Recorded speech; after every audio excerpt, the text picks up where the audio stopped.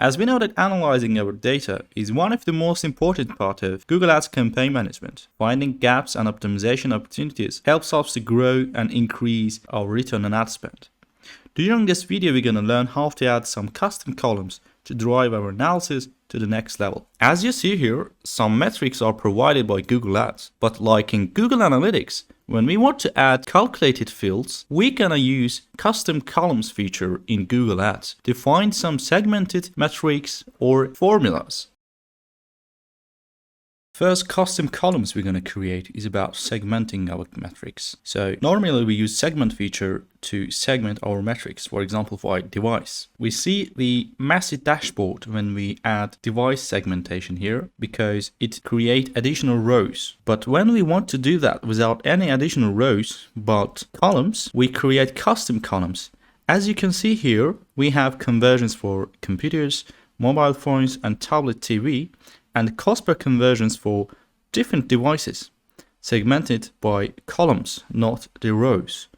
And to do that, we create custom columns. So modify columns and go to the custom column section and add a custom column. For example, we can create a conversion value divided by cost metric for mobile phones. In that case, create ROAS for mobile. Choose the appropriate conversion value divided by cost metric and click on this metric and choose the segment which we want to use here. So for computers or for mobile. In our case, it is mobile, and choose the mobile phones. And don't forget to choose the correct data format. In our case, ROAS can be a percentage metric or integer metric. For integer metric, the number is okay. But if we want to do that as a percentage metric, which can be useful to set target ROAS, we can use a percentage metric. So click Save and apply change. So we can use the ROAS for only mobile devices that derive the conversions from mobile phones.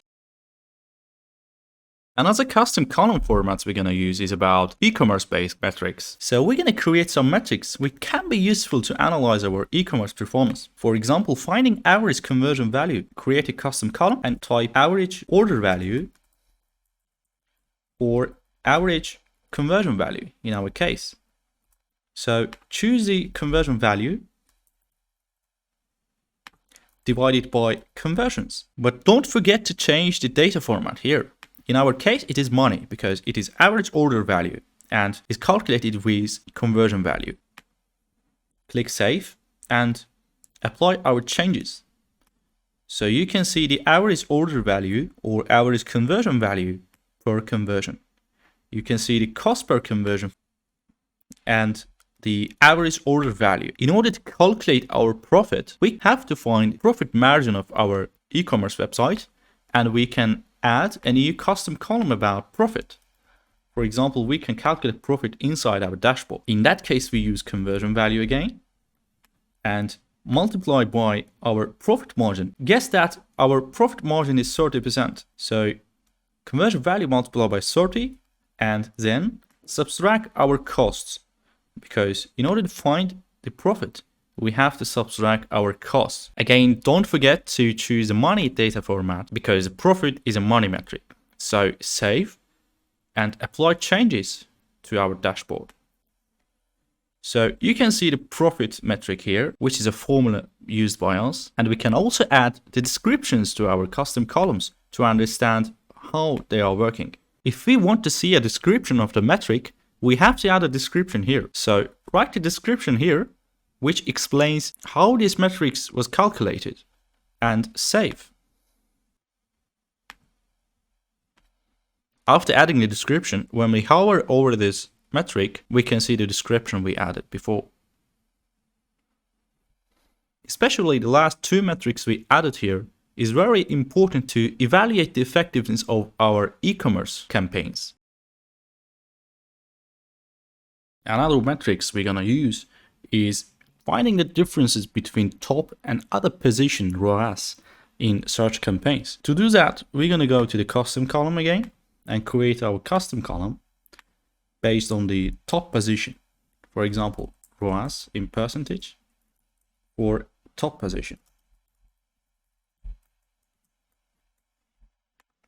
choose ROAS metric,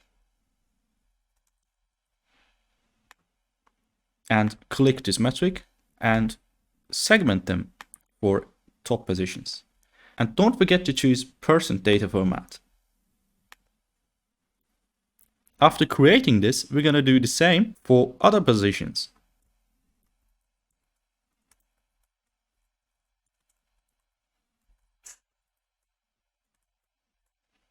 So choose the same metric again and segment it to the other positions and choose the right data format. And click apply. So here we can see the differences. So see that we got conversions only the top positions. So other positions are not reflected here. It might be different in your account, but this data can be useful when you use target impression share bidding strategy or target the top positions. If you have lower positions, you can find differences between other positions and top positions, and based on this data, you can make a decision whether it is useful to bid for top position or not. The last metric we're going to talk about is the conversion per impression metric, which is useful to determine which ad content is more effective.